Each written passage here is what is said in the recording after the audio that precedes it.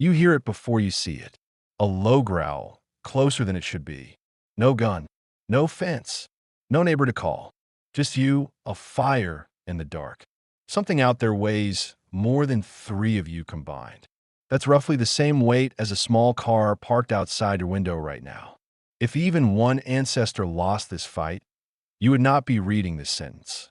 So how did soft, slow, clawless humans survive the deadliest predators alive?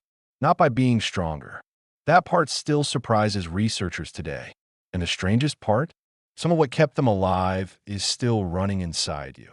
It's 40,000 years ago. This is one night in Nock's life. Watch closely. This is the cave lion, the biggest cat that ever hunted humans. It could weigh nearly double a modern lion and stood taller at the shoulder.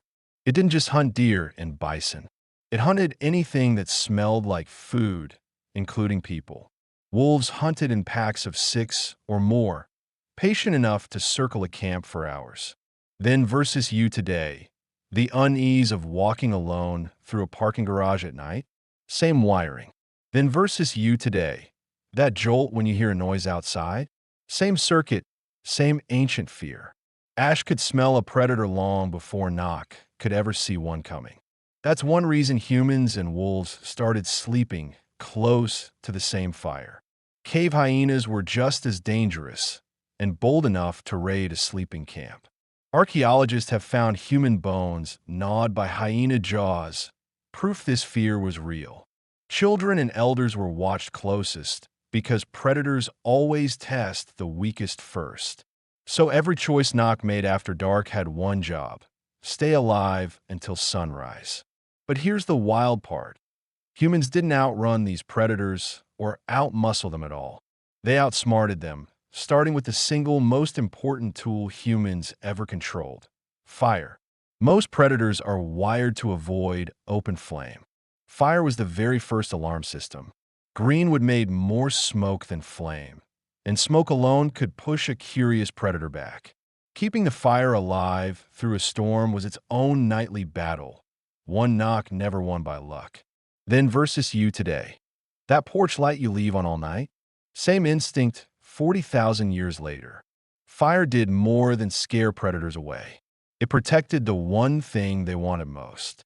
A fresh kill left unguarded could vanish in minutes, stolen by a lion or a hyena. So the whole group slept in a tight ring, the weakest in the center, the strongest facing out. Then versus you today, parents still sleep closest to the door without ever consciously deciding to. But fire alone could not watch through entire night. Something else had to. That something was a quiet system almost nobody realizes they still use right now. Researchers studying modern hunter-gatherers like the Hadza found something remarkable about sleep. Someone in the group was awake or barely asleep almost the entire night, every night. No schedule, no assigned shifts. Bodies simply staggered their sleep without anyone being told to. Modern soldiers on watch duty still call this exact pattern staying alert without knowing its age. Then versus you today. Waking at 3 a.m. for no clear reason?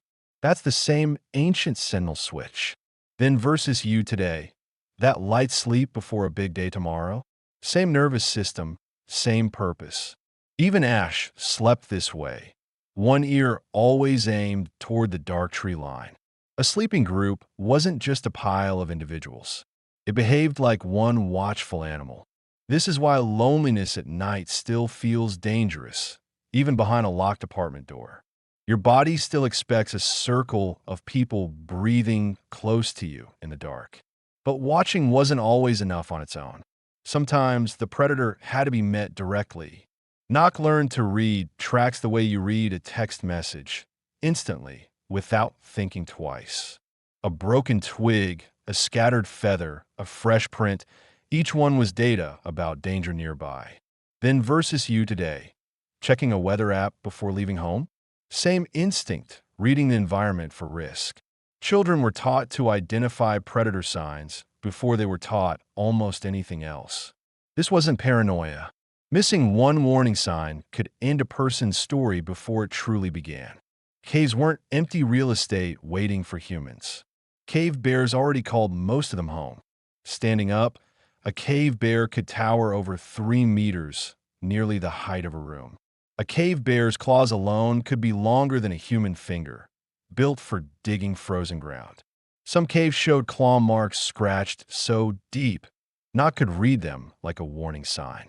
So before moving in, Nock had to check one thing first. Was this shelter already taken? Then versus you today. Checking a new apartment for red flags? Same instinct, much lower stakes now. Then versus you today. Reading a bad review before booking a place to stay? Same caution, less danger now. Cave lions sometimes hunted cave bear cubs and even challenged full-grown adults for territory. Nock wasn't just fighting predators one at a time. He was surviving inside their war. So Nock picked his battles carefully. Most nights, avoiding a fight was the smartest weapon he had. Then versus you today, walking away from a fight still feels like survival because it truly was. But sometimes there was no walking away from it. Sometimes, Nock had to become the threat. This is the part that still shocks researchers.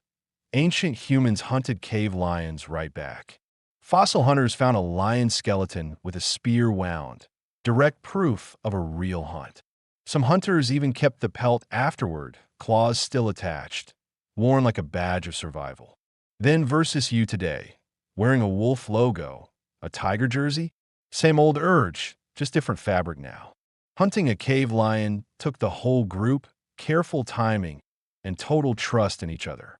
Spears alone rarely killed a lion outright. It took repeated, coordinated strikes from multiple angles. Torches were as important as spears, used to blind and herd the animal into a trap.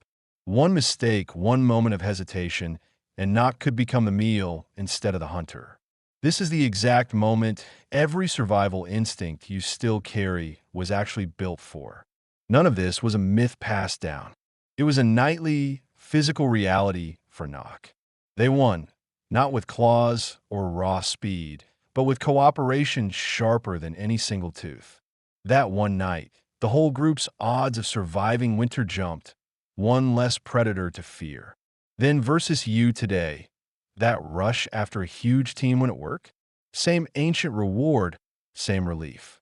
Stories about that hunt would be told for years, long after the fear itself had faded. Surviving a lion hunt wasn't just safety. It changed how the whole tribe saw that hunter. A necklace made from a predator's teeth or claws marked someone who had faced death and lived. Then versus you today, a scar you're oddly proud of, a story you tell parties? Same old currency. Status wasn't about wealth back then. It was about who you trusted to protect the whole group. But humans didn't just survive these animals. They needed a way to make sense of them. Cave lions appear more than any other animal in the oldest paintings ever discovered on Earth. Some paintings show lions in mid-motion, hunting scenes frozen in red ochre and charcoal. Then versus you today, horror movies, ghost stories around a screen? Same old trick, shared fear. Then versus you today, replaying a scary moment in your head afterward? Same ancient need to process fear. Turning fear into art, into story, made it survivable and easy to pass to the next child. That is the same instinct behind every family story still passed down at your dinner table. Living this alert every single night took a real toll on both the body and the mind. Researchers believe this constant vigilance helps shape how human brains process fear and threat, even now. Then versus you today, feeling drained after a stressful week with no clear single cause? That ancient cost, still running. But here's the part almost nobody expects. The cave lion did not outlast the fear it caused.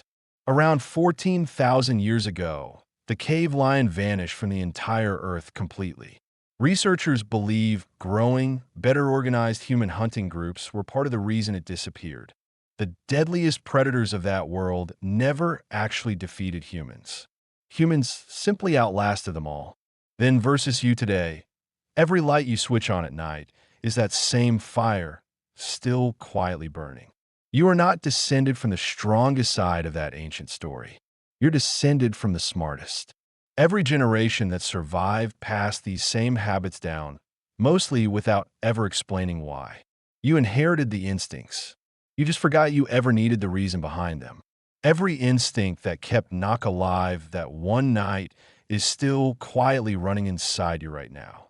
This is the story hiding underneath a habit you already have, whether you noticed it or not.